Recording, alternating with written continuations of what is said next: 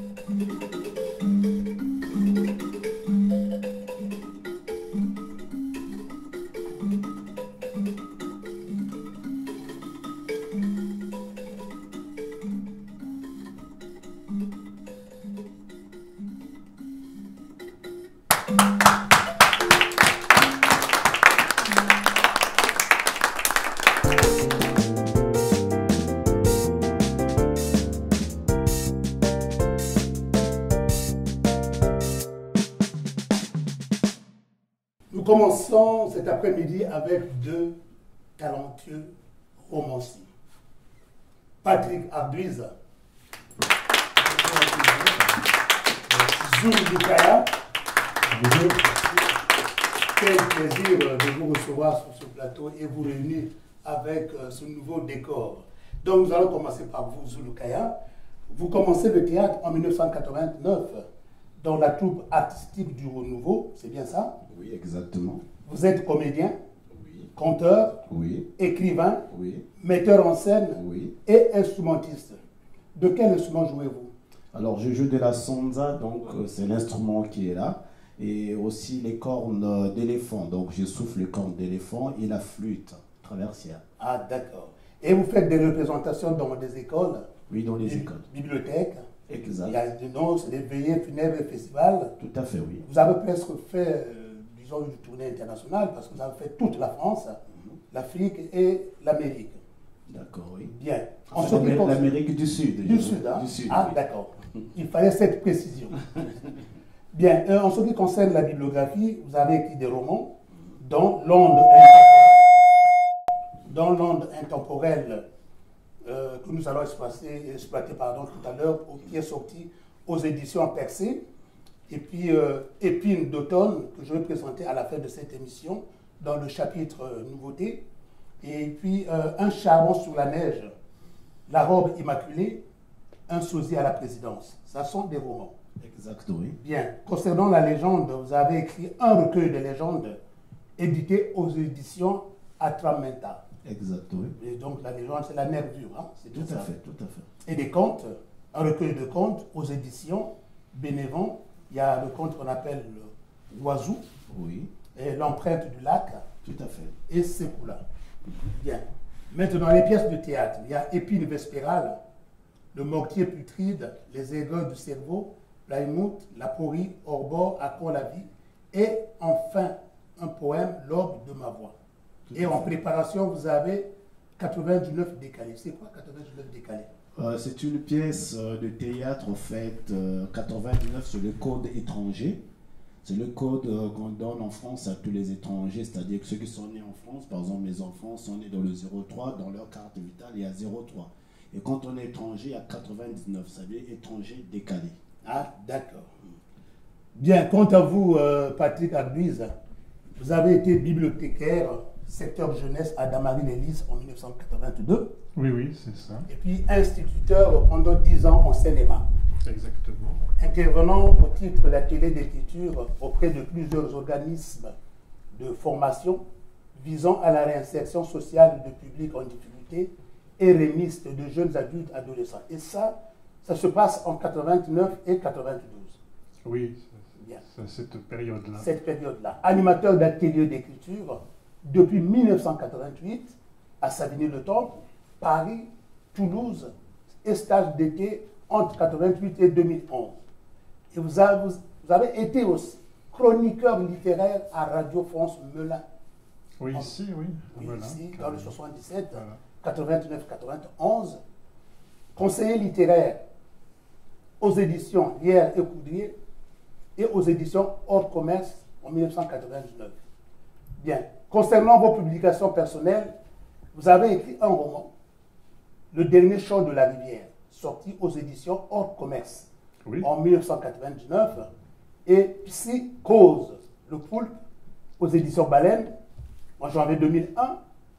Il y a L'Enclave, c'est une nouvelle sortie qu'on a publiée dans le magazine New Books, numéro 48 en octobre 2000. Et Le Joker, qui est là, que nous allons aussi exploiter aujourd'hui. C'est un roman sorti aux éditions Eddy Livre.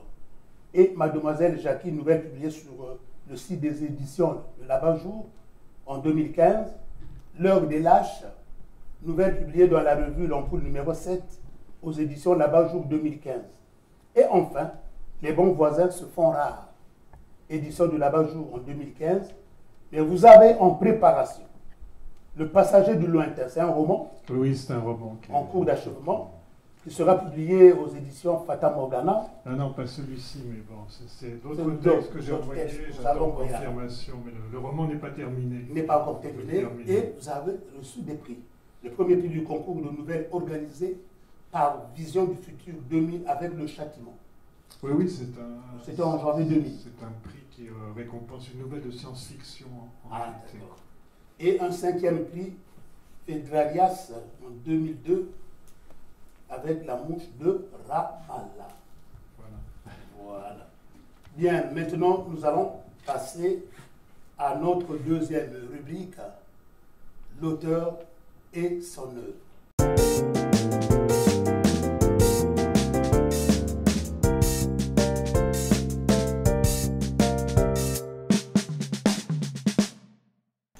Et c'est avec vous que je vais traiter ce chapitre.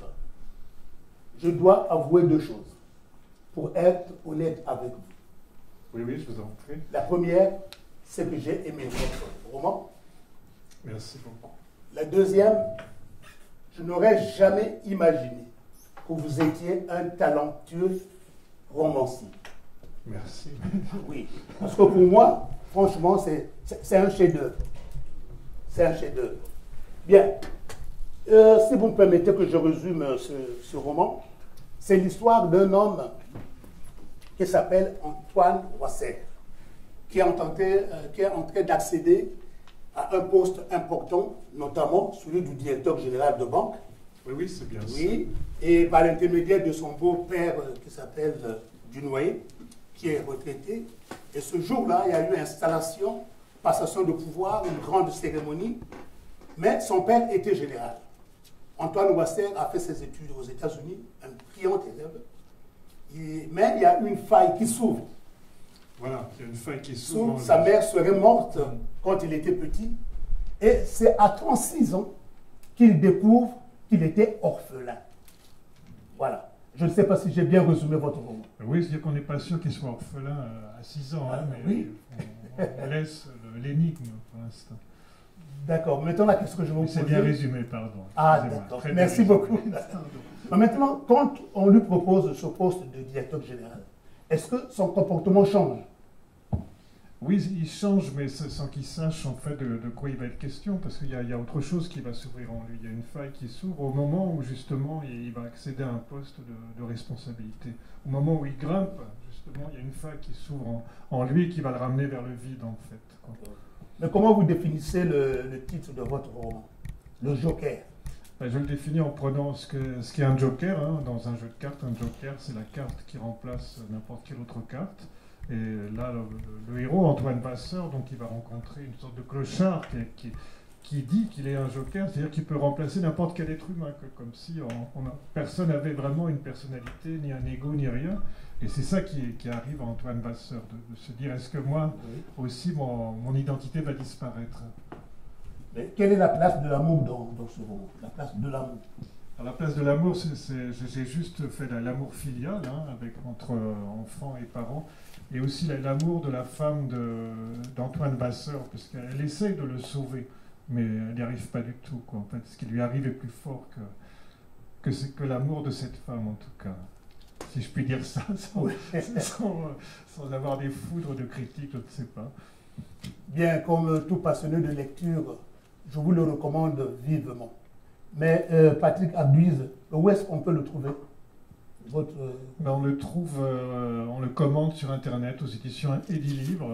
Donc on ne peut pas le trouver physiquement dans une librairie? Non, parce qu'Edilivre, c'est une drôle de maison d'édition qui n'imprime les livres qu'à la demande, quoi. Donc voilà, il faut le commander sur Internet, sur le site édition Edilivre. Bien, merci beaucoup Patrick Abduize. Je vous en prie. Zulu Kaya. Bien, j'ai été emporté. Merci.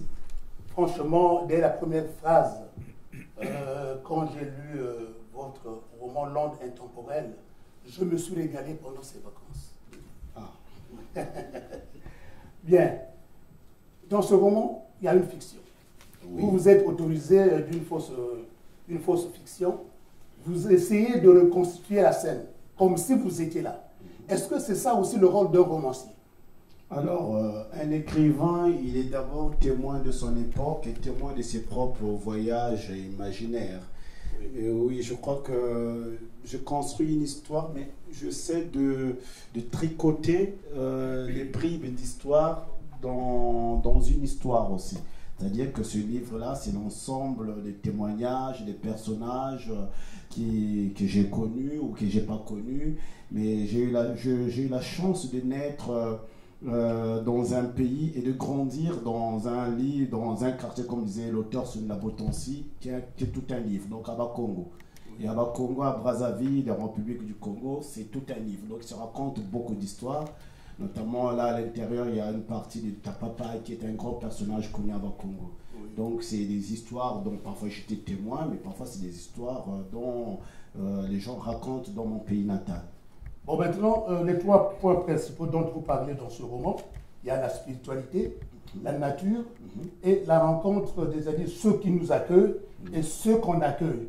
Mais pour vous, c'est quoi les trois points principaux? Est-ce que vous pouvez nous expliquer un peu en détail? D'accord. L'onde intemporelle, comme son titre, en fait, je me suis beaucoup posé des questions dans les rapports de l'humain avec la spiritualité et les rapports de l'immigré et sa présence en France. Donc, je me suis posé ces questions-là et par là, j'ai tiré, au fait, ce roman. Je pense que, de mon avis, l'humanité serait parfaite si les humains pouvaient avoir une bonne relation avec la nature et la spiritualité. Je ne parle pas de la religion, mais de la spiritualité. Parce qu'il y a une différence entre la spiritualité et la religion. Et la religion, voilà. La religion, c'est une invention de l'humain. Par contre, la spiritualité était là avant le commencement des choses. C'est-à-dire que quand on parle de la spiritualité, ça consiste à servir, ça consiste à avoir de la tolérance, ça consiste à avoir de l'amour du prochain, loin de tout ce qui est couleur de la peau. Et donc, à mon avis, le grand temple du grand jeté de l'univers, c'est-à-dire que le grand temple des dieux, ce n'est ni l'église ni la mosquée. Pour moi, ça reste la nature. C'est-à-dire, dès l'heure où on respecte la nature, c'est une grande prière. Et donc, je me suis dit, parce qu'en partant, j'ai pensé au sida, parce que je venais de perdre aussi une sœur aussi. Je me suis dit, mais comment c'est fait qu'on a des grandes forêts, on a beaucoup de richesses sur cette terre, notamment dans mon pays natal, on a la deuxième forêt au monde après l'Amazonie, mais on ne peut pas trouver des remèdes pour soigner le sida. Et donc, moi, j'ai pensé à cela. Je me suis dit, bon, sans doute dans la forêt de Mayombe, qui se trouve au Congo, il doit y avoir une plante. Et donc, j'ai pensé à cette plante qu'on utilisait beaucoup quand on était enfant. On appelle le mumpéchi. Le mumpéchi. Le mumpéchi qu'on utilise beaucoup au Congo pour guérir malaria, mais qui est un peu négligé aujourd'hui parce que les gens préfèrent aller dans d'autres pharmacies modernes. J'ai eu la chance de grandir avec mes grands-parents et moi quand j'étais petit, quand j'étais malade, on me soignait qu'avec des plantes. Je me suis dit, le mal de l'humanité, c'est d'avoir tourné, comme dit Albert Camus, c'est d'avoir tourné dos à la spiritualité. Donc j'essaie de rappeler les gens qu'avec la spiritualité, on peut avancer. Donc si je peux résumer ce roman, c'est une interrogation de l'humain dans le rapport entre la spiritualité et la nature. Exactement. Mais vous ne dites jamais la nature, c'est toujours la mère nature. Oui, oui, parce que c'est mère nourricière, c'est la mère nourricière. Moi, la nature m'a beaucoup aidé. Alors, la nature m'a beaucoup aidé, disons que la forêt, ma grand-mère, j'ai grandi à Minduli, donc au Congo-Brazzaville, et ma grand-mère, lorsque j'étais malade, elle partait pas voir le médecin d'aujourd'hui. Oui. Donc, elle se tournait derrière la maison, il y avait toujours une plante à prendre. Et le matin, on se réveillait, on partait travailler, elle vendait les tubercules de manioc, l'arachide, et voilà, elle arrivait quand même à me nourrir. Donc pour moi, j'aime dire mère nature, parce que c'est ma mère. Je suis né de la nature. Donc c'est vrai que j'ai une mère biologique, physiquement parlant, mais au commencement, il y avait la nature qui est ma mère. Bien, merci. Dans ce roman, L'onde intemporelle, vous faites vivre plusieurs personnages, dont Kodim Pwanga. Pourquoi l'avoir choisi?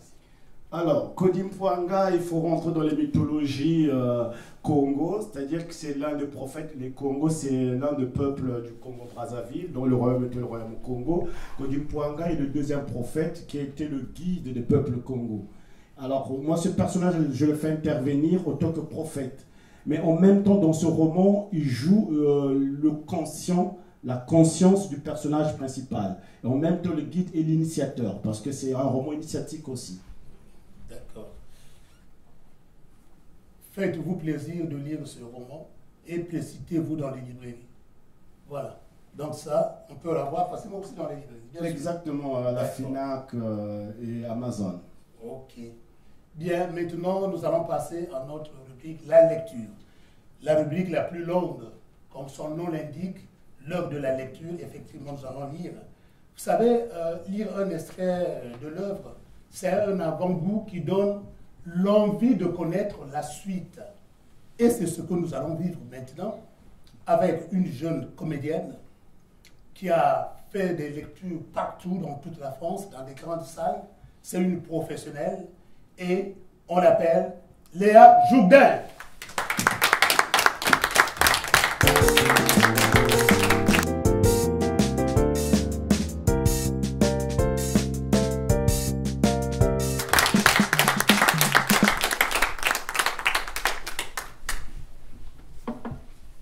Bonjour Léa Jourdain. Bonjour. Ah, merci beaucoup d'être venu, d'avoir répondu à notre invitation. Et ceux qui ont l'habitude de venir dans cette émission connaissent bien Léa Jourdain. Franchement, j'ai été stupéfié par sa façon de s'approprier le texte en le lisant. Et c'est ce qu'elle va faire aujourd'hui. Elle va nous lire le 11e chapitre de L'onde intemporelle de Zulu Kaya, une porte au milieu du fleuve. Écoutons-la.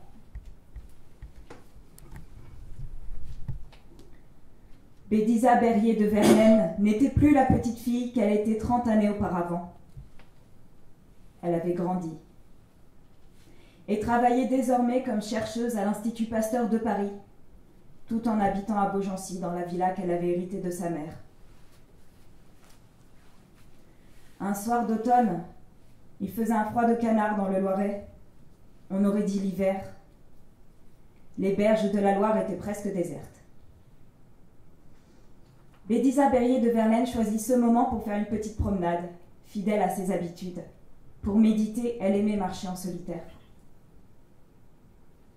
Un moment, elle voulut se reposer sur un banc public. Elle s'assit, le regard évasif, fixant l'un des îlots présents au milieu du fleuve. Soudain, elle vit Kodi Pwanga sortir du fond des eaux. Il était tout de blanc vêtu. Le vieil homme à la barbe pendant jusqu'à la poitrine prit place sur le banc à côté d'elle. Ils échangèrent quelques mots. Cette rencontre n'était pas la première. La dernière avait eu lieu dans le courant de l'année de ses 25 ans. Leur dernière rencontre avait eu lieu devant la cathédrale d'Orléans. Ils descendirent ensemble vers les eaux du fleuve qui se trouvaient à environ 10 mètres. Ils marchèrent sur l'eau comme s'ils marchaient sur terre. Une sorte de tourbillon les engloutit. Pendant ce temps, sous les profondeurs du fleuve, elle et le vieil homme étaient avalés par un requin pèlerin. Non par méchanceté, mais plutôt par obligation d'accomplir une mission que ses supérieurs lui avaient confiée. Cette mission consistait à les conduire jusqu'à leur destination. Le requin nagea des heures et des heures avant d'atteindre un lieu ressemblant à un port maritime où les attendait un personnage mi-faucon pèlerin, mi-humain. Ainsi accompagnés, ils empruntèrent une allée quelque peu caillouteuse. « Nous avons une dizaine de minutes de marche à faire avant d'arriver au palais, » expliqua la créature hybride. Ils marchaient sans hâter le pas. Ils atteignirent bientôt une cité qui s'étendait à perte de vue. À l'entrée de cette ville étaient accrochées des guirlandes de fleurs. Son sol était couvert de pétales, s'étalant de l'entrée de la cité jusqu'au début d'un tapis rouge que l'on déroula spécialement pour les accueillir. Les gens de là-bas avaient réservé un accueil remarquable à Bédiza Berrier de Verlaine. Celle-ci, très surprise, ne comprenait rien à tout cela. Les gens étaient venus de partout pour voir celle dont ils avaient souvent entendu parler. Sur son passage, la foule en liesse applaudissait avec joie. La jeune femme aurait voulu en savoir davantage sur toutes ces surprises. Seulement, l'idée d'en demander l'explication à Kodipoinga ne lui vint pas à l'esprit, tellement elle était émue et surprise. Plus loin, après s'être éloignés de la foule, ils marchèrent quelque temps avant d'arriver sur une avenue bordée d'arbres formant une haie. Ils furent accueillis par une belette qui avait pour mission de les guider jusqu'au lieu du rendez-vous. Suivant les pas de ce guide, ils marchèrent jusqu'à l'entrée d'une grotte dont l'extérieur était tout couvert de marbre blanc et dont l'eau jaillissait de partout, sans qu'elle déborde. Dans ce monde, qui était la demeure des dieux et des esprits, toute chose existait par la force de mère nature. Les habitants de ce monde n'étaient jamais en manque de quoi que ce soit, tout était gratuit. Un monde bâti à l'image du paradis que se font certaines gens sur terre. Kodipoinga, qui le connaissait bien, dit à la jeune femme : « Ce monde-là n'a jamais été en guerre. Ses habitants ne savent pas ce que c'est qu'une guerre. De même, ils ne savent pas ce que c'est d'être malade, d'où l'absence de tout hôpital sur leur territoire. Il n'y a dans ce monde ni tribunal ni prison, car il n'y a pas dans les cœurs de place pour le mal et la méchanceté, pas même la moindre graine de violence. Tout être se sent chez lui ici. Les gens vivent et respirent librement la vie sans être stressés. L'esprit de la peur et du pessimisme étant absent de leur tête, ils vivent tout heureux dans un univers parfait où rien ne manque. Nuit et jour, Mère Nature les protège. Elle veille sur ses sujets et ses sujets la respectent, prenant soin d'elle. Vous devez vous purifier, dit la belette à la jeune femme. Comment dois-je le faire ? Entrez dans cette grotte. Dans cette grotte ? En seriez-vous empêché par une quelconque chose ? Enfin, Kodipoinga regarda Bédiza Berrier de Verlaine et lui dit : « Si elle te le dit, fais-le. Souviens-toi, dans ce monde, il n'y a aucun tribunal et aucune prison. En un mot, pas d'esprit du mal. »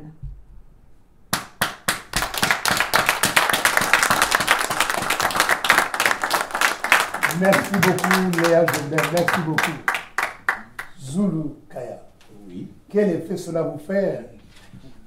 Vous écoutez l'extrait de votre livre lu par une professionnelle. D'abord, je voulais la remercier. C'est vrai, entre écrire et entendre l'œuvre, ça change beaucoup de choses parce que c'est une sorte de réécriture, parce que la voix, ça ajoute beaucoup de choses. Et je trouve que j'ai trouvé là une voix très théâtrale, c'est-à-dire que le changement des temps, des dialogues. Et bon, alors quand on écrit une œuvre, en fait, l'œuvre ne nous appartient plus. L'œuvre appartient à l'humanité. Donc, on est vraiment, quand on écoute cette lecture, on devient spectateur, on devient étranger de son œuvre. Donc, pour moi, je vous remercie de cette bonne lecture. D'abord, j'ai trouvé, il y a des passages dont moi, je ne m'en souvenais plus. Donc, mais moi, les mots me manquent pour apprécier la lecture de Léa Jourdain. Je crois que je vais faire recours aux académiciens français de nous trouver un nouveau mot. Bien, merci Zulu Kaya. Dans l'extrait qu'on vient d'écouter, il y a des mots, des noms, chantons, Institut de Paris, Cathédrale d'Orléans, Félix Éboué, Savognon de Brazza, Fleuve Congo, Forêt de Mayombe. Mais ce sont des noms authentiques, des noms qui existent, mais que vous avez mélangés dans la fiction. Exactement, parce que ce roman est un roman réel et irréel. C'est-à-dire que l'histoire est réelle et irréelle. Alors pourquoi réel? D'abord, ce qui est réel, ce sont les noms. Mais par contre, l'histoire, c'est-à-dire que l'introduction des noms dans cette histoire, l'histoire en elle-même, c'est une invention. Pourquoi invention? En fait, ça revient à ce que je disais tout à l'heure. C'est toujours des questions que je me pose. Parce que l'écrivain s'interroge. Finalement, l'œuvre devient la réponse que donne l'écrivain à une action donnée, à un mouvement donné, et à une introduction de la vie. Alors, les noms qui sont là, oui, c'est des noms réels, mais ce n'est pas des noms anodins. C'est-à-dire que c'est des gens, des personnages que je cite, par exemple Félix Éboué. Félix Éboué a marqué vraiment le monde, c'est-à-dire que nous l'avons connu tout petit à Brazzaville, mais seulement il a un peu oublié de l'histoire de la France.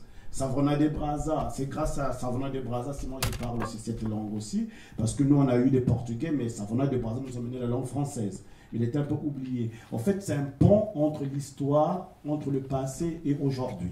D'accord.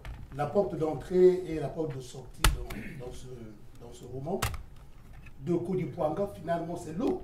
Oui, l'eau. Parce que là, tout à l'heure, Léa, quand elle a vu, elle nous parle du fleuve. Est-ce que c'est la porte d'entrée et la porte de sortie de Kodipoanga? Exactement. Sur terre. Oui, sur terre. terre. Ce roman, comme dit son titre, l'onde intemporelle. Parce que si le monde va s'effacer entre griffes, mais je pense qu'il y a des forces de la nature qui vont rester, telles que l'eau. L'eau restera éternelle, d'où l'onde intemporelle.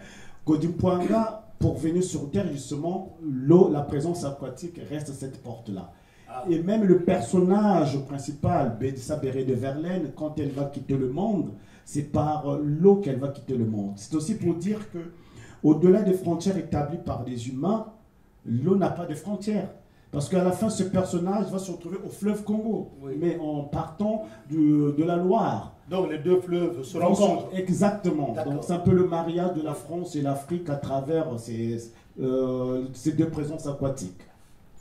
La question que je vais vous poser, vous deux, je ne sais pas si vous connaissez Didier Deleuil. Non. C'est un professeur de philosophie. Un jour, je l'ai suivi, il disait à ses étudiants, si vous voulez faire de la philosophie, lisez les romans. Mais vous deux, vous qui êtes romanciers, est-ce que c'est aussi votre sentiment? Oui, ben, je pense que, oui, enfin, la littérature est assez riche pour qu'on se nourrisse d'idées et qu'on puisse réfléchir, mais ça n'empêche de lire aussi les philosophes. Ah, d'accord. Et vous, Zulukaya? Alors, quand je partais à l'école, un jour, on me disait que la philosophie émane de la pensée, bien que toute pensée n'est pas philosophie. Mais c'est que juste, moi j'aime dire, est-ce qu'on peut trouver de la philosophie dans un roman, mais j'aime dire qu'on peut trouver beaucoup de pensées dans un roman. Si la philosophie émane de la pensée, donc ça veut dire qu'il y a des pensées, peut-être qui s'apparentent à la philosophie. Tout à fait. Patrick Aduise, vous avez lu ce roman, L'onde intemporelle. Qu'est-ce que ce roman vous inspire? Ben, ce qui m'inspire, enfin, pour moi, c'est vraiment une fable, où il y a le monde visible et invisible qui sont toujours présents. Mais ce qui m'a aussi interpellé, il faut dire, c'est l'engagement de Zulukaya. Il n'en parle pas, un engagement politique par rapport aux conditions de vie. Et là, durant tout le roman, Zulu-Kaya n'arrête pas de nous dire les conditions de vie des gens, comment ils sont réduits à la misère, ils n'ont même pas l'eau potable, comme en Afrique souvent, et à travers effectivement la fable, avec l'argument du sida qui effectivement décime beaucoup de populations en Afrique notamment, il y a un engagement politique que moi je tiens à saluer et je remercie Vous avez voulu lire, il y avait un passage que vous avez pu là. Comment? Vous avez voulu lire un passage là.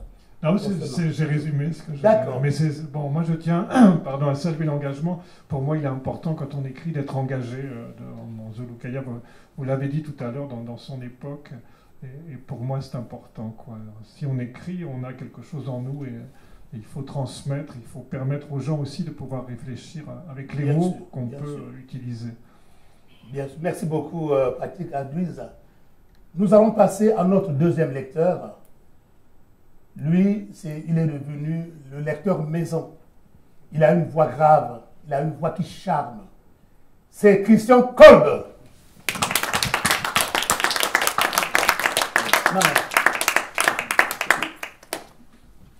Bonjour Christian Kolb. Bonjour. Bien, merci. Vous allez nous lire le deuxième chapitre du roman Patrick Aduise de Joker, Le Pénitent.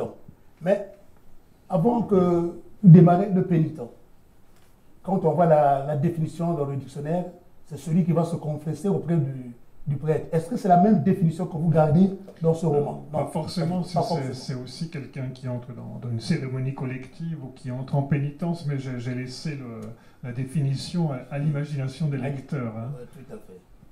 Bien, comme vous voulez.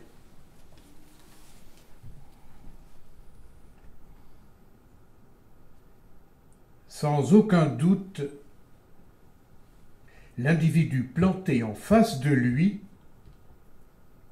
ou bien l'apparition, s'interrogeait-il, car la silhouette semblait s'être matérialisée comme par enchantement à quelques mètres de son bureau, sans être annoncée par la secrétaire et, plus inquiétant, sans faire le moindre bruit, ne figurait pas au registre des clients habituels de la banque.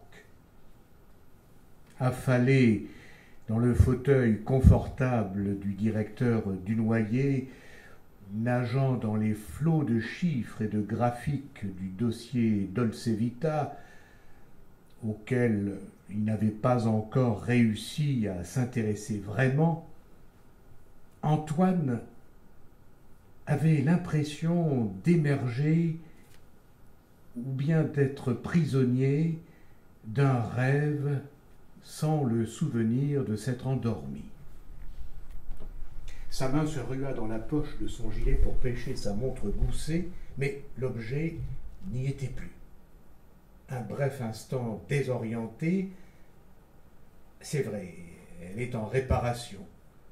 Il fixa la photographie adossée au petit Bouddha en bronze posé sur le bureau, devant la porte de la Victoire, encore 1960, récita-t-il avec application, comme si la photo représentait une bouée de sauvetage pour le sauver de la noyade. Une question mortifiante lui traversa le crâne. Depuis combien de temps comment le nommer, cet inconnu se trouvait-il là? Les pieds. Antoine n'en crut pas ses yeux. Les pieds nus dans des sandales qui s'enfonçaient dans l'épaisse moquette sable. S'était-il assoupi au retour du restaurant, un déjeuner pourtant vite englouti en solitaire comme un fugitif et qui n'avait pas réussi à chasser une nostalgie encombrante? Il s'obligea à relever la tête pour affronter l'originalité déconcertante de son étrange visiteur. D'ailleurs, comment s'était-il débrouillé pour échapper à la vigilance zélée de Madame Simone, l'antique secrétaire attachée au service de Charles Dunoyer depuis les temps préhistoriques? L'intrus toujours silencieux, s'était glissé dans le bureau sans attirer l'attention. N'était-ce pas une de ces farces grossières dont Fred avait le secret, ce qui expliquerait la soudaine irruption de la présence? Pour l'heure, il ne disposait que de ce vocable pour le désigner. Mais non. La silhouette, le buste légèrement incliné, Antoine jetait un coup d'œil anxieux à la dérobée, paraissait à la fois trop ramassée et trop impalpable. Et puis, elle se serait déjà trahie en explosant du fameux rire de scie mécanique de Fred. « Alors, vieille branche, on s'offre la rue de la Paix ou les Champs-Élysées ?» Allusion à leur partie nocturne acharnée de Monopoly dans la chambre qu'ils partageaient à Harvard, Fred inventant de nouvelles règles à chaque fois qu'il était ruiné. L'homme devait être un prêtre,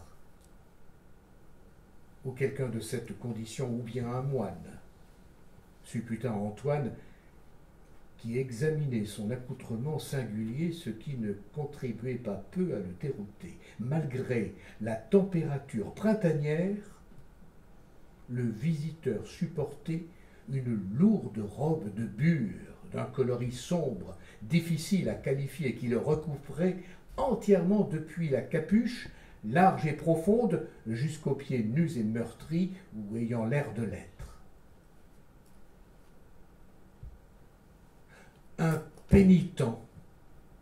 Aussi incongru que cela puisse résonner, le mot jaillit soudain dans son esprit. Il s'agissait d'un pénitent. Même si Antoine n'avait qu'une vague idée de ce que cela pouvait signifier, et il comprenait encore moins ce que ce genre de personnage faisait dans le bureau du directeur Dunoyer, après s'y être introduit d'une manière si extraordinaire. Sans aucun rapport avec la situation, il pensa avec dégoût au clochard de ce matin. Une conspiration pour lui gâcher la fête de ce soir? Les pires ennemis ne sont pas ceux que tu crois connaître, mais ceux que tu n'imaginerais pas, ceux qui complotent dans ton dos jour après jour pour usurper ta position au moment où tu t'y attends le moins, aurait tonné le général. Antoine se rendit compte avec dépit qu'il ne pouvait deviner la face de l'intrus, escamoté par l'envergure de la capuche. Ou bien était-ce un capuchon? Comme absorbée en elle-même, la forme ne bougeait pas, demeurant aussi immobile et figée qu'une statue. Il ne respire pas non plus, se persuada Antoine. C'est qu'il n'est pas réel. Je vais me réveiller d'une minute à l'autre. D'ailleurs, le réveil sonne. Un carillon, ou plutôt une cloche impérative, avait retenti à ses oreilles. La sonnerie du téléphone le fit bondir. Il arracha brutalement le combiné afin de neutraliser la bombe qui allait exploser. Non, il ne rêvait pas. C'était le timbre bourru de Madame Simone qui le prit au dépourvu. Il la fit répéter plusieurs fois ce qu'elle essayait de lui dire, finit par saisir « Est-ce que tout va bien ?» À quoi il répondit, à quoi il ne répondit rien, rougissant comme un adolescent, portant la main à sa cravate en flanelle rayée marine et blanc pour tenter de desserrer le nœud qui l'étranglait, n'osant plus détacher son regard de la photo du général qui semblait le mettre à l'épreuve. Il crut entendre « J'arrive ». Puis le silence. Un lourd silence, rempli d'obscurité.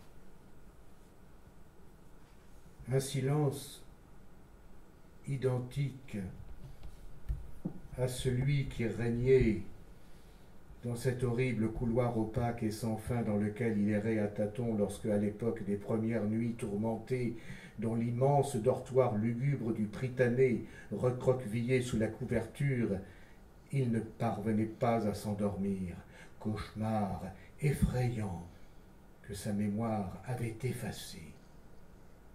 Il ressentit une douleur à l'extrémité des doigts de la main droite. Son pouce frottait fébrilement l'index. À présent, le souvenir refluait. Il passait des heures dans son lit à frotter ses doigts l'un contre l'autre jusqu'à ce que la pulpe s'enflamme.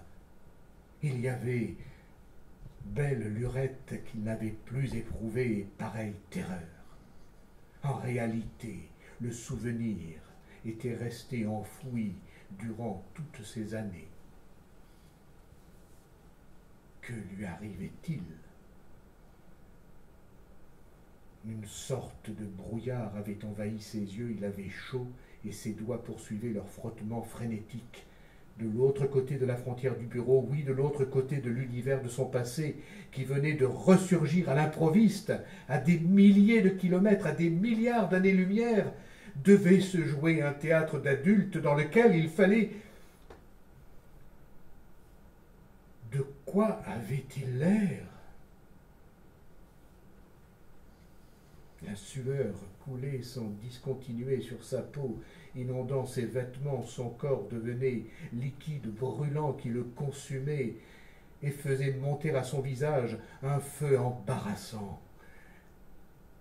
Il s'éclaircit la gorge, non pas pour dire quelque chose, mais pour gagner du temps, pour tenter de dissiper cette sorte de voile, ce trouble qui le submergeait. Il se sentait bien incapable de penser. Il cherchait seulement à reprendre ses esprits, à reprendre son souffle, car il avait l'impression d'être essoufflé. Son regard se réfugia à nouveau vers la photographie brouillée du général et du directeur du Noyer.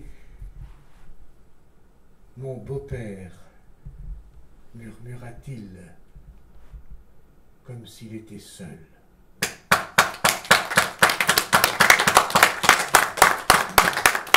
Merci Christophe Paul, merci beaucoup. Merci, sincèrement, merci. Vous qui êtes l'auteur de ce roman, cela vous plaît? Moi, j'ai trouvé que vous aviez réussi à rendre vivant un texte qui rend compte d'un trouble intérieur avec des moments de stase, des moments qui ne peuvent se dire qu'à l'écriture, en fait. Et vous avez réussi à rendre ça vivant, et bravo, parce que c'est pas... j'ai été surpris moi-même, et vous avez aménagé tous les moments qu'il fallait aménager. Moi, je découvre ce texte plus vivant, du coup. Mais vraiment, bravo et merci. On l'applaudit encore plus fort. Merci, Christophe Paul. Finalement, Patrick Arguise, ce deuxième chapitre est la révélation de la deuxième faille qui s'ouvre, finalement.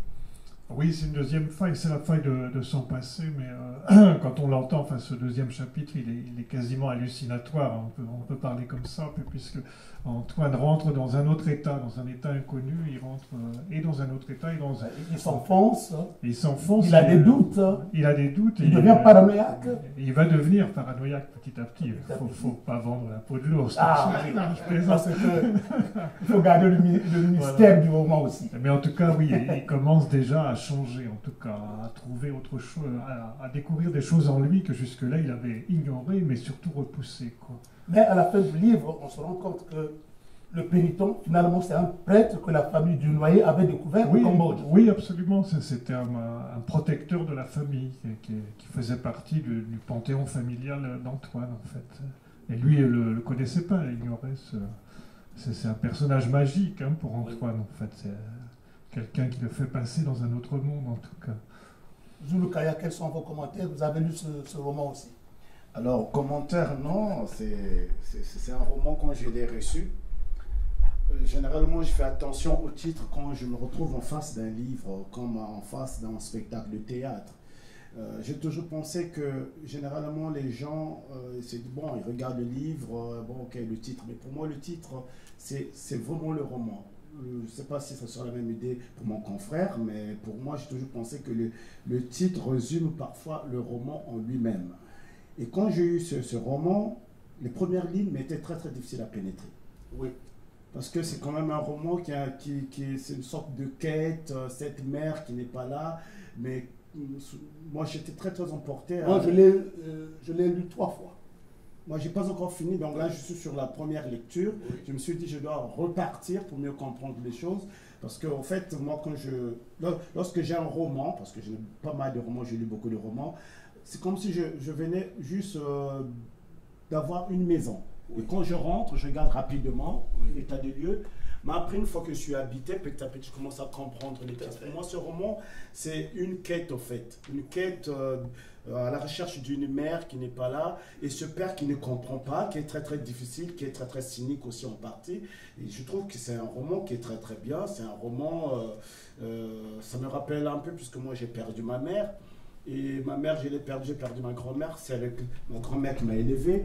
Et je suis toujours à la recherche de ces souvenirs-là qui arrivent tant dans, disons dans ce que j'écris. Et pour moi, c'est une quête de cette image, de cette mère que le personnage principal, Antoine, n'a pas connue. Merci beaucoup. Merci beaucoup. Bien, nous allons faire encore appel à Léa Jourdain.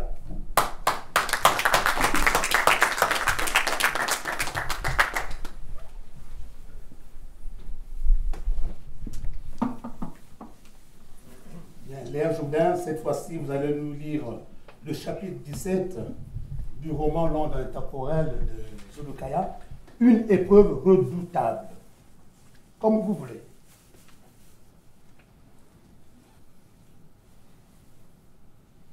23h45. C'était la position des aiguilles au moment où Bédiza Berrier de Verlaine posa son regard sur le cadran de sa montre. À cette heure-là, tout le village était déjà couvert d'un voile sombre. C'était à peine si l'on pouvait distinguer la moindre forme. La nature était en partie éveillée. Des créatures peuplant la nuit profitaient de cette obscurité et de l'air frais. Là-bas, dans la pénombre, peut-être dans la canopée, sans doute perché sur une branche, un hibou ululait. Ces ululements parfaitement audibles arrivaient jusqu'aux oreilles humaines. Ce fut à ce moment-là, comme par hasard, que Bédiza Berrier de Verlaine huma l'air frais de la nature. Elle sentit à travers ses narines le naturel, le doux parfum qu'exaltait Mère Nature. Dans la nuit, contrairement au jour, l'exaltation de cette présence invisible était tellement forte et si puissante que, sans effort, elle vous pénétrait dans les narines. Elle était douce, envoûtante. Elle réveillait le désir de la respirer à nouveau, encore. Bédiza Berrier de Verlaine ferma les yeux et plongea dans une courte méditation. Il était si agréable de méditer à ce moment où la nature vous offrait sans aucune obligation tout ce qu'elle avait de bon à vous offrir. Ah, ces chants harmonieux d'insectes qui sans répit se faisaient entendre de partout. À cette heure si tardive de la nuit, aucune voix humaine ne s'élevait. Vraiment aucune. La dernière voix humaine que Bédiza Berrier de Verlaine avait écoutée avant que tout le village aille retrouver le lit était la voix de son guide, au moment où elle donna à ce dernier sa récompense en billets de banque en monnaie locale, récompense qui lui était due après la mission qu'il avait accomplie. Mais cela avait eu lieu avant 7 heures, où tout le village était dans le sommeil, à 21h précisément. Ensuite, elle était allée rejoindre son lit dans une maison qui était en partie ancienne et en partie moderne. Cette nuit-là, Blaise aurait préféré la passer dans la case de l'une des villageoises qu'il avait rencontrées le jour même de son arrivée. La chaleur corporelle de la villageoise était mieux que la jolie maison de Mbouti que le chef du village mit pour la circonstance à la disposition de l'étrangère. Blaise aurait pu solliciter la chaleur du corps de l'étrangère, exhalant le savoir-faire de la maison d'Yves Saint-Laurent. Il paraîtrait, d'après ce qui se disait là-bas, que les nuits de ce petit village du Maillon sont si froides que, pour se réchauffer, il n'y avait rien de tel que le corps d'une femme. Ce corps si chaud. Les femmes de ce village l'offraient joyeusement aux citadins. Elles étaient gagnantes à tous les coups. Avoir un homme de la capitale dans son lit, ne fût-ce qu'une nuit, était un vrai bonheur en chair et en argent. C'était un bonheur partagé. La villageoise y trouvait son compte financier. Le citadin, quant à lui, trouvait dans cette coopération de bonne entente entre chair et argent sa dose de plaisir. Bédisa Berrier de Verlaine était maintenant assise sur le bord du lit. Elle réfléchissait. Ma foi, à quoi réfléchissait-elle? Elle qui d'habitude n'était pas une couche tard, avait encore à quelques pas de minuit les yeux ouverts. Qu'attendait-elle? Elle posa un œil vague sur l'un des Balzac qui était dessus son sac à dos ouvert. Seulement, elle ne réussit pas à prendre ce livre. Ensuite, elle monta entièrement dans le lit avant d'essayer de s'endormir. Cependant, ce sommeil fut de courte durée. À peine avait-elle commencé un cycle qu'une main inconnue avança, tel un serpent, vers elle. Elle avança. Était-ce une main porteuse de souffrance? À quel corps était-elle liée? Pourquoi avait-elle attendu cette heure si tardive pour venir vers elle? Pourquoi? La main continuait d'avancer, mettant toute l'attention possible dans ses mouvements, comme si elle ne voulait pas que l'humaine eût le moindre soupçon de sa présence. Elle avança, se positionna au-dessus de la bouche de la dormeuse. Soudain, une autre main avança calmement, avant de se positionner parallèlement à sa voisine, mais un peu en bas, du côté de la poitrine de la jeune femme. Puis, tout à coup, à l'unisson, dans le calme et sans violence, elles se posèrent 7 fois sur la dormeuse. Tandis que la main qui était maintenant sur sa bouche l'empêchait de crier, celle qui était sur son ventre l'empêchait de se défendre. Paniquée, sortant rapidement du sommeil, Bédisa Berrier de Verlaine ouvrit les yeux. Elle voulut crier, mais elle ne put le faire. Quand elle voulut se sauver à toute vitesse, l'autre main l'empêcha de bouger. Chut! Il y avait dans cette interjection de la prudence, comme si son auditeur craignait d'attirer l'attention d'une personne autre que la dormeuse. En effet, le corps sur lequel étaient attachées ses mains n'était pas inconnu à ses yeux. Il retrouvait dans sa mémoire son image. Si ses mains étaient là cette nuit, c'était pour un but bien précis. Il avait suffi à Bédisa Berrier de Verlaine d'ouvrir grandement les yeux pour mettre un nom sur cette impressionnante apparition.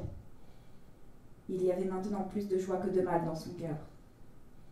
Cet être à la posture imposante était venu cette nuit-là l'informer qu'elle était en danger. En effet, cette présence qui l'avait tirée par surprise du sommeil, c'était celle de Kodipoinga, son vieux protecteur. « Réveille-toi et suis-moi », lui dit le vieil homme, après avoir retiré ses mains de dessus son corps. « Où allons-nous » lui demanda la jeune femme. « Chercher la plante. »« Pourquoi cette nuit ? Demain ne... » »« Demain, ce n'est pas possible. Demain, le chef du village t'a préparé une surprise désagréable. Il va faire pleuvoir une pluie drue et serrée sur tout le village, dans l'unique but de t'empêcher de te rendre au cœur de la forêt. Sa gentillesse n'était qu'une expression de façade. Il ne voulait pas se montrer au grand jour.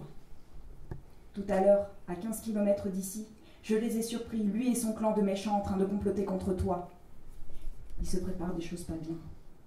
Nous devons accélérer le pas avant qu'ils ne le fassent eux-mêmes. N'est-il pas dans son lit? Qui devait être dans son lit? Le chef du village? Je ne sais pas s'il a le moindre pressentiment de ce que tu es venu faire dans son village. Du moins, il ne veut pas te laisser prendre ne serait-ce qu'un grain de terre dans le territoire de son village. Rassure-toi, ce n'est pas un bon samaritain. C'est l'un des chefs sorciers de ce village. Gagnons du temps. Il faut partir maintenant. En partant, Ne tomberons-nous pas sur eux? Je ne crois pas. Nous avons largement le temps. En plus, ce que j'ai vu, ce ne sont pas leurs vrais corps physiques, mais leurs doubles. Quoi qu'il en soit, ces derniers ne rejoindront pas leur corps physique avant 4 heures du matin. De quoi me parles-tu? De la face cachée de ce chef de village. C'est un sorcier. Le monstre cannibale dont il t'a parlé n'est rien d'autre que son double. Il s'en prend à tous les étrangers parce qu'il croit que ceux-ci viennent dans son village dans l'unique but de prendre les pierres précieuses qui se trouvent dans cette forêt. Nous n'avons pas d'autre choix que de déjouer son plan. Il a un plan? Oui. Quel est-il? Tu le sauras bientôt. Maintenant, en route. Bédisa Berrier de Verlaine prit son sac à dos et rangea rapidement ses quelques affaires qui traînaient près du lit. Après avoir éteint la petite lampe à pétrole, ils sortirent de la maison. D'un mouvement de sa main, elle referma discrètement la porte. Ensemble, ils se mirent en route. Ils marchèrent environ 1 kilomètre avant de pénétrer vraiment dans la forêt du Mayombe.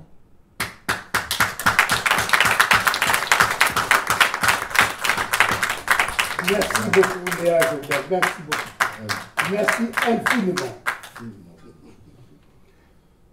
Zulukaya. Oui. Mais pourquoi Bédisa ne change d'étiquette? Ils vont à la recherche d'une plante, mais à une heure tardive. C'est bien ça. Oui. Mais là, elle ne voile pas le cœur de sa mission. Elle prend l'étiquette d'une écrivaine. Or, au fond, c'est une scientifique. Oui. Alors, c'est le propre des scientifiques. Je ne sais pas si il y a un scientifique, un chercheur qui vous dira en ce moment précis, ils sont en train de travailler sur telle molécule. Je crois que ça n'existe pas. C'est comme tout bon écrivain, il vous dira peut-être, je suis en train d'écrire un roman, mais même le titre, on ne sait pas encore tant que le livre n'est pas publié. Généralement, les scientifiques travaillent comme ça. Alors, Bédisa Berrier de Verlaine, il y a son guide. Parce que quand elle rentre, c'est une demoiselle, c'est une dame, plutôt devenue dame, elle a quitté le Congo, elle avait 15 ans. Donc, elle était adoptée par une famille française. Et donc, pour aller à Mvouti, au milieu de Mayombe, cette forêt, donc, elle avait été accompagnée d'un guide. Oui. Donc, le guide lui avait tout expliqué sur le comportement des Congolais, sur le comportement du chef de village. Et qu'il fallait aussi payer des amendes ancestrales. Voilà, exactement. Voilà ce Oui, oui, il y a des amendes. Justement, il y a des amendes, même de nos jours, on paye des amendes. Hein, même en France, nous, quand on vient, le visa, il n'est pas gratuit. Il faut qu'on le paye. C'est aussi donc les codes de chaque pays. Et moi, dans le village de ma mère, quand on y va, soit on apporte la cola, soit on apporte de vin de palme. Et même aujourd'hui, lorsque vous voulez mériter une femme congolaise, il faut la doter sous des amendes de ce qu'on paye d'une autre manière. Donc voilà. Donc il fallait donner aux esprits, aux ancêtres. Mais par contre, ce n'est pas les esprits qui prennent cette amende-là. Par contre, ce sont des vivants. Et donc, elle savait, puisque le guide lui avait dit. Donc, elle était obligée, quand on lui a demandé, mais qu'est-ce que vous êtes venu faire? Elle dit, non, mais je suis venu chercher, juste écrire un livre sur la forêt de Mayombe, parce qu'elle savait, c'est pas parce qu'elle accusait les gens de Mvouti. Elle ne prêtait pas des intentions. Elle disait que ceci, ça doit être sans doute quelque chose d'exceptionnel. Donc je ne dois pas le dire à qui que ce soit. Et donc voilà pourquoi elle ne dira pas que je suis venu chercher une plante exceptionnelle. D'accord. Mais quelque part, vous écrivez ceci. Quoi qu'il en soit, ces sorciers ne rejoindront pas leur corps physique avant 4 heures du matin. Pourquoi? Parce qu'il y aura un temps de transformation. Bon, ça c'est vraiment réservé aux initiés, mais c'est difficile à expliquer ce qui émane d'un monde mystique surnaturel. En fait, dans la réalité du monde mystique, un sorcier, il y a un temps où un sorcier, un initié, moi je veux dire un initié, quitte son corps physique pour rejoindre un autre monde. Alors moi, ma grand-mère, ma cousine, me disait souvent, c'est entre minuit et 4 heures du matin. Au plus tard, avant 5 heures, un sorcier rejoint son corps physique. C'est-à-dire l'esprit du sorcier rejoint son corps physique.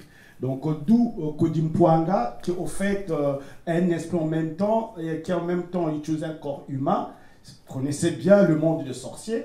disait Albert au personnage principal de Verlaine, ne t'en fais pas, on peut partir à cet instant parce que si le chef du village revenait dans son corps physique, sans doute, il allait venir voir Bétissa Berrier de Verlaine pour dire est-ce que vous dormez, vous allez bien. Donc, à ce moment précis, ils sont encore dans leur réunion des sorciers. Donc, il ne sera pas là avant minuit, plutôt avant 4 heures du matin. Justement, Kaya, parce que moi, je me pose la question pourquoi Bétissa Berrier de Verlaine a toujours peur? Elle hésite, elle a des doutes. Et pourtant, son esprit protecteur, qui est Kodi Pwanga, a surmonté quelques épreuves difficiles. Mais pourquoi elle hésite? Bien, alors il faut connaître d'abord le personnage. C'est ça le problème. Du personnage principal, plutôt le personnage principal de Verlaine. D'abord, c'est une fille. Elle a été adoptée à 15 ans, donc bien qu'elle est née en Afrique, mais elle ne connaissait rien des mythes et légendes d'Afrique. Ça, c'est l'humain qui joue. Ça, c'est l'humain. En fait, elle est scientifique, donc elle n'est pas initiée. Parce que Kodi Pwanga, c'est comme un initiateur. Aujourd'hui, on connaît des gens qui vont à l'église, qui prient tous les jours, qui vont à la mosquée tous les jours, mais n'empêche qu'en face de la mort, il y a cette présence de la peur qui est là. Si, pour ceux qui sont catholiques, ceux qui lisent bien la Bible, vous allez comprendre à un moment donné, Jésus, entre Christ, fils de Dieu, a eu peur quand il dit « Père, éloigne-moi cette coupe de sang ». C'est cette peur-là. Et donc, Berrier de Verlaine a cette peur-là, elle habitait par cette peur en tant qu'humain. C'est aussi méconnaissable de ce qu'elle était, parce que c'est une femme aussi qui a été initiée spirituellement d'une manière, parce que l'initiation dans le monde spirituel des choses se fait 2 fois. Soit quand vous êtes depuis le ventre de votre maman, soit quand vous avez grandi, soit au moyen d'un rêve. C'est-à-dire quand vous avez grandi, il y a ceux qui sont par exemple qui sont des sociétés secrètes, ça c'est autre chose. Et soit quand vous avez dans un rêve, vous pouvez faire un rêve. Moi par exemple, ma mère a été initiée par son grand-père. Donc ma mère n'était pas sorcière, mais elle avait la connaissance des vertus de la nature. Et donc elle était initiée. Donc on peut vous initier dans un sommeil comme ça, soit un rêve, vous rêvez que vous êtes dans une cérémonie, ça peut être aussi l'initiation. Mais si vous n'êtes pas, si on ne vous enseigne pas, on ne vous explique pas que telle chose, si on ne vous donne pas la clé des codes, vous ne pouvez rien comprendre, et ça vous serez animé d'un doute. Ça veut dire que, voilà. Quelques commentaires à partir d'Aduise. Moi, je trouve que le personnage est bien construit comme un personnage devenu occidental, et c'est pour ça qu'elle a peur. Oui. Parce qu'elle est dans le monde de la raison et du rationnel. Elle a été adoptée ici en France. Elle a été façonnée comme une blanche, si vous me permettez l'expression. Mais en tout cas, c'est sûr que dès qu'il y a le surnaturel, elle a peur. Elle ne sait pas qu'elle a des pouvoirs qu'elle a hérités. En fait. Voilà. Bien. Kolb va revenir pour nous lire un poème. Et voici Christian Kolb.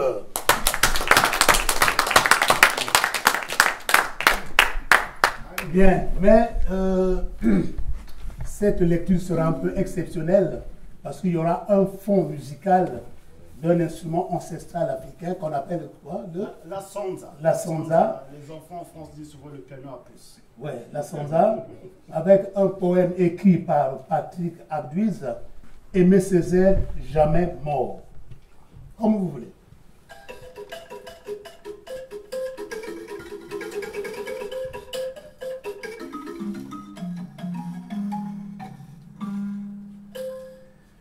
Demain j'irai courir parmi les flamboyants et je crierai ton nom goéland. Tu sais, je ne suis qu'un enfant. Un peu de sable, un peu de terre, un peu de vent. Repose en aimé, petit nègre de lumière, mon père, mon fils, mon frère. Repose en aimé Césaire. Un peu de vent, un peu de sable, un peu de terre. Les as-tu vus, ces glorieux turiféraires, les babines retroussées par la frénésie de l'or, se repaître de ta mort? As-tu vu leurs puantes bites de blanc, promptes à enculer ton cadavre à peine fumant?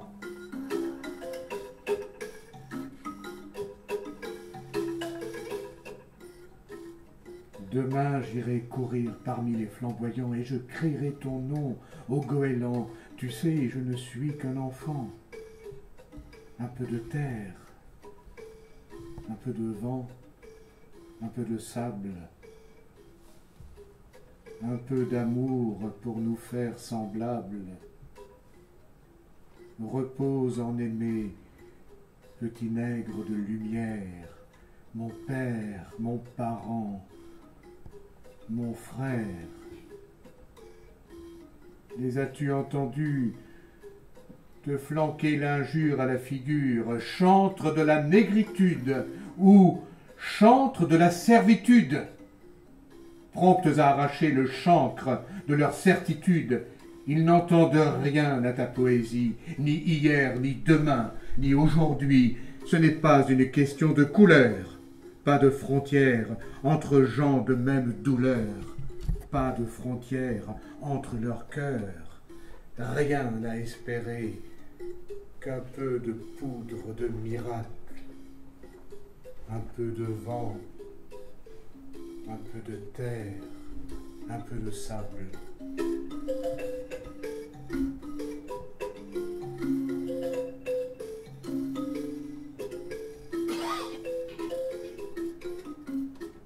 Demain, j'irai courir parmi les flamboyants et je crierai ton nom, goéland. Tu sais, je ne suis qu'un enfant.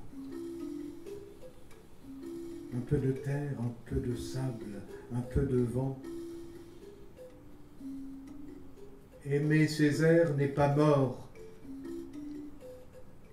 Le poète n'a jamais tort.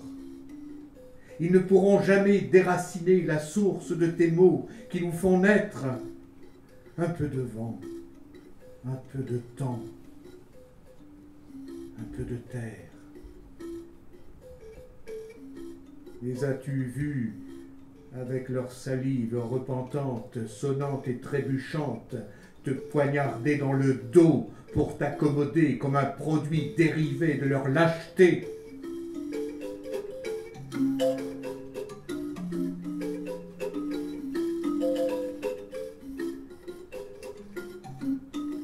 Et sur la grève, toutes ces traces de pas, ces pas de mémoire esclave, un peu de sang, un peu de chair, un peu de lave,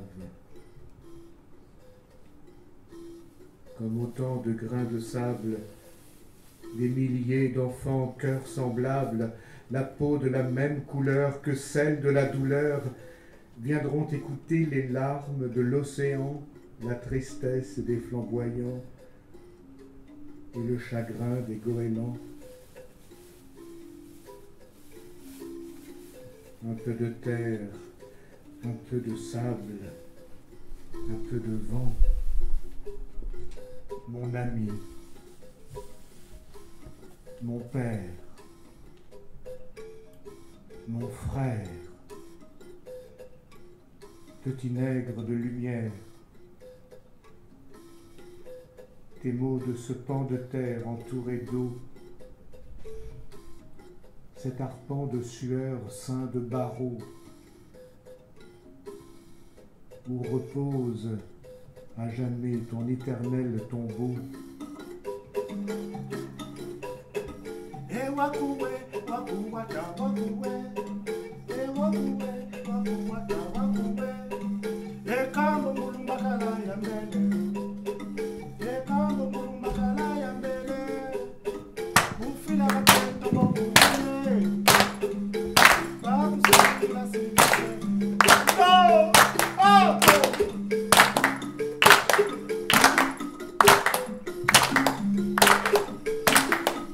Merci Zulukaya, merci Patrick, merci Christophe Colme, merci beaucoup. Patrick Aduise, nous avons suivi avec attention ce poème. Mais les mots sont forts. Est-ce que les mots ont une puissance? Est-ce que les mots ont un pouvoir? Oui, je crois que les mots ont un pouvoir, mais surtout dans ce poème, ils ont le pouvoir de renvoyer à Aimé Césaire, simplement de faire un pont et de dire aux gens qui ne connaissent pas Aimé Césaire, allez voir ce que dit Aimé Césaire, allez voir la force de ces mots à lui. Et c'est ça la force des mots, d'aller ouvrir d'autres portes, d'aller ouvrir d'autres mots.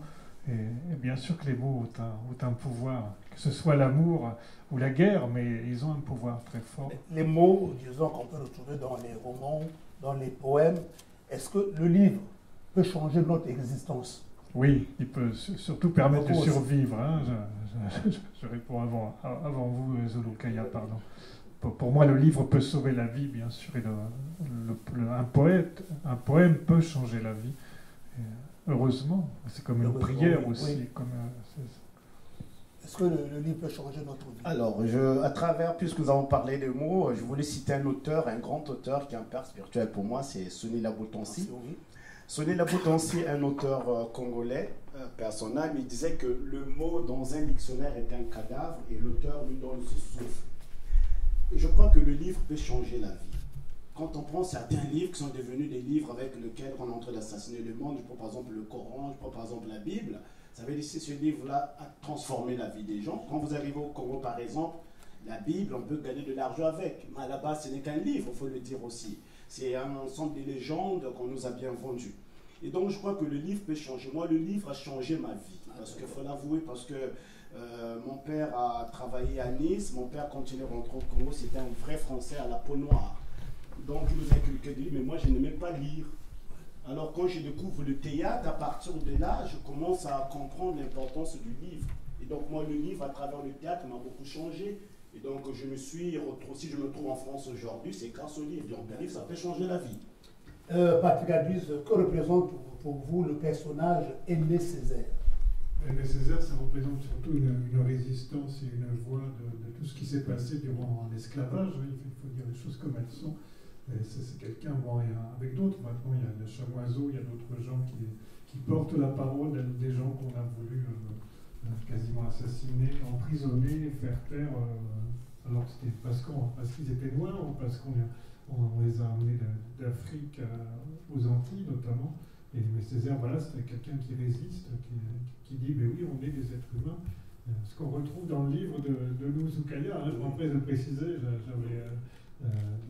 j'avais isolé un passage justement sur le racisme.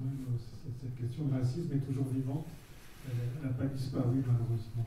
D'accord. Donc, comment vous êtes arrivé à l'idée d'écrire ce poème? Est-ce qu'il y a eu une réaction instinctive de votre part? Oui, il y a eu une réaction instinctive à l'époque où j'ai appris la mort d'Aimé Césaire. Ce poème est descendu en moi. Enfin, il n'y a pas d'autre mot. Il est venu tout à coup, il est venu quasiment comme ça, je n'ai pas eu à retravailler. Et sa mort m'a touché directement. Et ce qui se passait autour, voilà, on faisait tout un hommage extraordinaire à quelqu'un qui, au long de sa vie, a été justement ignoré, combattu. Alors là, tout à coup, il devenait quelqu'un de très important.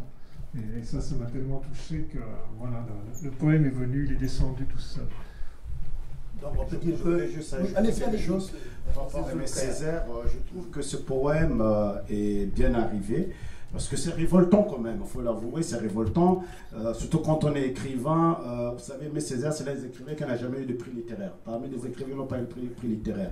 Mais ça, on sait pourquoi, parce que c'était de l'autre côté. Par contre, Senghor a eu beaucoup de prix.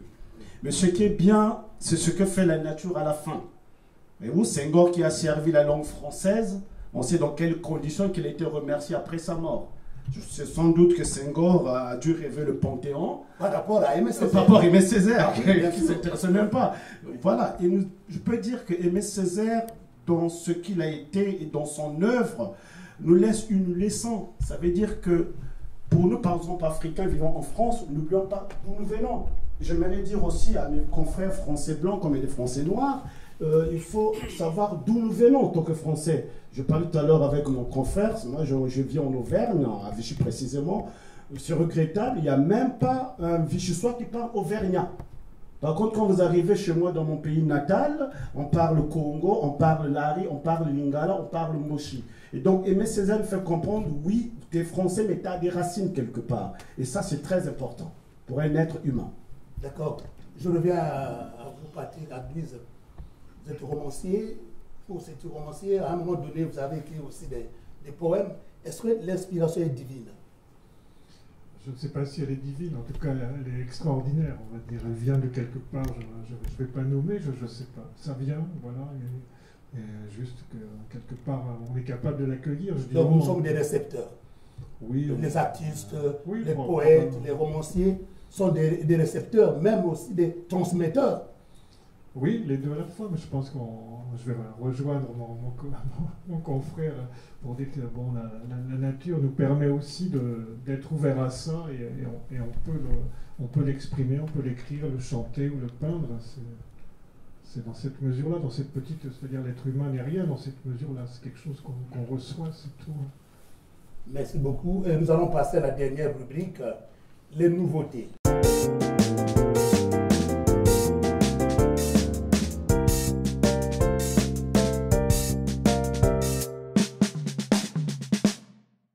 En ce qui concerne les nouveautés, nous avons ce roman de Zulu Kaya, Épine d'automne. On peut le trouver facilement aussi dans les... Oui, facilement, très facilement. Et le roman, je vais rajouter, le roman, il est d'actualité. Nous avons la légende d'un dormeur éveillé de Gaël Nohan. Ceux qui ont l'habitude de venir ici à la Solab, ils peuvent le trouver au 2e étage. C'est sorti aux éditions Héloïse Dormesson. Et nous avons aussi le Papillon. C'est parmi les nouveautés. On peut le trouver, ce roman, on peut le trouver au 2e étage à la bibliothèque. Voilà. Nous arrivons à la fin de notre émission. Et merci de l'avoir suivi. Mais je veux demander à Patrick Aduise, peut-être qu'il a un mot à dire concernant cette émission. Oui, moi je veux que tout le monde remercie Denis Malanda pour le travail qu'il fait, pour l'énergie que vous déployez, parce que c'est pas facile dans cette ville ici, c'est pas facile non plus d'attirer des écrivains. Et je vois que vous faites un travail extraordinaire, je tiens à vous en remercier sincèrement. Merci. C'est une reconnaissance éternelle. Merci de l'avoir suivi. Nous nous revoyons le 16 décembre dans la même salle. Et d'ici là, bonne lecture.